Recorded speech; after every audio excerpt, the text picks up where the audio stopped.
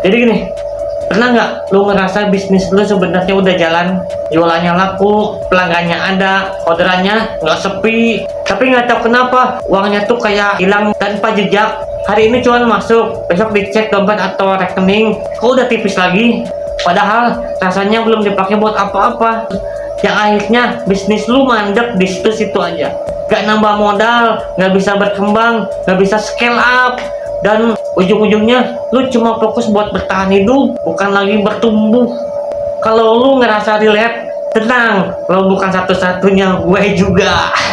Sekarang banyak banget pelaku usaha kecil sampai menengah yang ngalamin hal yang sama juga. Dan di video ini gue mau ngebantu lu ngerti satu akar masalah yang sering banget disepelein, tapi efeknya fatal banget. Bedain mana uang bisnis dan mana uang keluarga. Plus gimana caranya ngatur biar usaha lu tetap jalan tanpa bikin keluarga kekurangan. Masalah terbesar sebenarnya tuh bukan karena bisnis lu kecil. Masalahnya ada di cara ngatur uangnya. Banyak orang mikir gini, kalau omset gue nanti udah 10 juta atau 20 juta, baru deh gue bisa ngatur uang dengan benar. Padahal kebalik, lu harus bisa ngatur uang dulu, baru bisnis lu bisa gede. Dan akar masalah yang paling umum adalah uang bisnis dicampur sama uang rumah tangga. Nah, bahaya tuh. Coba lo jawab jujur gini ya, dalam hati ini. Pernah nggak kejadian kayak gini? Hari ini lo jualan dapat 500.000, tapi karena kulkas kosong, yang akhirnya 200.000 diambil buat belanja dapur, 100.000 lagi buat bensin suami atau buat jajan anak lah. Sisanya buat bayar utang atau kebutuhan mendadak lainnya. Dan akhirnya bisnis lo berubah jadi ATM keluarga. Bukan sumber modal buat berkembang, tapi jadi sumber pertolongan darurat buat rumah tangga. Harusnya uang tuh buat beli stok, buat muter lagi, tapi keburu kepake duluan buat beli susu anak. Besoknya pas mau produksi, modal udah nggak ada, dan lu terpaksa mulai dari nol lagi. Lu capek bukan karena bisnisnya kecil, tapi karena uang bisnisnya nggak punya rumah yang jelas. Sekarang gue jelasin 5 alasan yang bikin uang bisnis lu nggak pernah awet. Yang pertama, karena uang bisnis itu darahnya usaha. Uang bisnis itu ibarat darah buat usaha lu. Begitu darahnya diambil terus menerus buat hal yang lain, sedikit demi sedikit bisnis lu sekarat dari dalam. Banyak orang mikir kayak gini, cuma ngambil 100.000 doang kok buat belanja rumah. Tapi lu coba hitung gini deh, kalau dalam seminggu lu ngambil 100.000 aja, sebulan udah 400.000, setahun sudah hampir 5 juta. Dan itu baru angka kecil. Ini bukan cuma soal uang kecil atau besar cuy, ini soal kebocoran modal. Lo mungkin gak sadar, tapi kebocoran kecil yang dibiarkan akan merusak kapal yang besar juga. Logikanya gini deh, uang bisnis kepake buat rumah tangga, sama dengan operasionalnya kepotong, sama dengannya lagi produksi juga bakal tersendat, dan lagi cash flow bakal macet. Bisnis lu bukan kalah karena nggak laku, banyak bisnis mati karena darahnya disedot pelan-pelan oleh kebutuhan lain. Yang kedua, karena kebutuhan rumah tangga itu nggak ada habisnya. Percaya, gue mau lu terima satu kenyataan ini, kebutuhan keluarga itu nggak akan pernah selesai. Hari ini bayar listrik, besok bayar sekolah anak, lusa bayar arisan, kondangan, urgensi dadakan, gas habis juga, pulsa juga habis. Dan selalu akan ada alasan buat sedikit aja dulu lah gitu. Sekali lo buka celah, sekali aja, bisnis lo bakal jadi ATM darurat yang gak bakal ada saldonya lama-kelamaan. Rumah punya sistem sendiri, bisnis juga harus punya sistem sendiri. Dua-duanya penting, tapi jangan dicampur. Logika psikologisnya gini, kalau kebiasaan ngambil dikit aja dimaklumi, itu bakal jadi habit. Dan habit itu paling susah diberhentiin, karena lo ngerasa kan cuma sedikit, padahal sedikit tapi sering lebih berbahaya daripada besar tapi jarang. Dengerin tuh. Yang ketiga, karena disiplin keuangan bisnis adalah fondasi untuk tumbuh. Lo mau bisnis lo punya karyawan, lo mau bisa buka cabang, lo mau bisa scale up, lo mau punya tabungan usaha yang gede, itu semua nggak akan pernah terjadi kalau setiap kali uang masuk langsung kepake buat kebutuhan pribadi.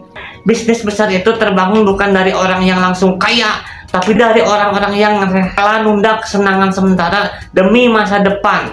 Orang yang sukses bukan karena punya modal besar, tapi karena bisa disiplin sama modal kecil. Logika bisnisnya gini, modal harus muter. Kalau uang bisnis nggak pernah muter, lo bukan pebisnis, tapi cuma penjaga arus uang sementara yang lewat doang. Yang keempat, karena bisnis yang sehat itu justru bisa ngebantu keluarga lebih besar lagi nanti. Ironis banget ya, alasan paling sering kita ambil uang bisnis itu adalah yang penting keluarga dulu lah. Dan itu nggak salah, keluarga memang prioritas. Tapi yang jadi masalah adalah cara berpikirnya itu terbalik. Kalau bisnis lo tumbuh sehat, keluarga lo juga bisa hidup jauh lebih layak. Percaya, lo bisa kasih makan lebih baik, sekolah anak lebih baik, masa depan yang lebih aman juga. Jadi tahan dulu lah lapar hari ini, biar nanti keluarga lo nggak pernah lapar selamanya. Oh, bayangin. Logika jangka panjangnya gini, pengorbanan kecil hari ini sama dengan stabilitas besar di masa depan. Kelima, karena lu harus ngegaji diri lu sendiri. Nah, ini yang jarang dilakukan oleh pengusaha kecil, menggaji diri sendiri. Kalau lu emang butuh uang dari bisnis, diambil lah, tapi lewat gaji tetap. Misalnya, lu nentuin tiap minggu gue ambil 300.000 dan itu fix, nggak boleh lebih, nggak boleh kurang. Ya cari cara lain. Misalnya, lu tentuin tiap minggu lu ambil 300.000 deh. Dan itu fix, nggak boleh lebih. Kalau kurang gimana? Ya cari cara yang lain, bukan dari modal usaha lagi. Dengan begitu, bisnis lu punya napas, lu punya pemasukan pribadi, dan ada batas jelas antara kebutuhan rumah dan operasional bisnis. Solusi konkretnya gini, yang pertama, pisahin rekening. Yang kedua, nentuin gaji. Yang ketiga, catat arus kas. Yang keempat, mungkin jangan sentuh uang modal. Ingat, nyentuh uang operasional adalah dosa besar dalam dunia bisnis kecil. Sekarang lu udah paham masalahnya, kita masuk ke solusi nyata. Santai, gue nggak akan kasih lu rumus yang ribet ala korporat gitu. Kita mulai dari 3 hal paling sederhana yang bisa lu jalanin mulai hari ini. Yang pertama, pisahin uang bisnis dan uang pribadi. Ini hukumnya wajib loh. Lu bisa pisahin pakai 2 kantong plastik, misalkan 2 dompet atau 2 rekening bank, bisa gitu kan. Yang penting uang hasil jualan itu masuk ke rumah bisnis, bukan ke dompet pribadi. Yang kedua, gaji diri lu sendiri. Tentuin angka yang wajar. Kalau bisnis masih kecil ya 300 atau 500.000 per minggu, itu udah wajar banget. Nanti kalau udah berkembang, gajinya juga bakal ya naik juga, nggak apa-apa gitu.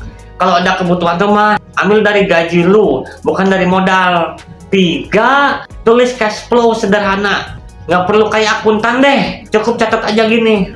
Uang masuk, uang keluar, terus buat apa aja. Yang penting adalah konsisten. Keempat, bikin target pertumbuhan bisnis. Biar lu punya alasan yang kuat buat nggak ngeganggu modal. Contohnya gini, bulan ini omset 3 juta, bulan depan target harus 4 juta. Kalau nggak ada target, lu nggak bakal punya alasan yang kuat buat nahan ambil uang bisnis.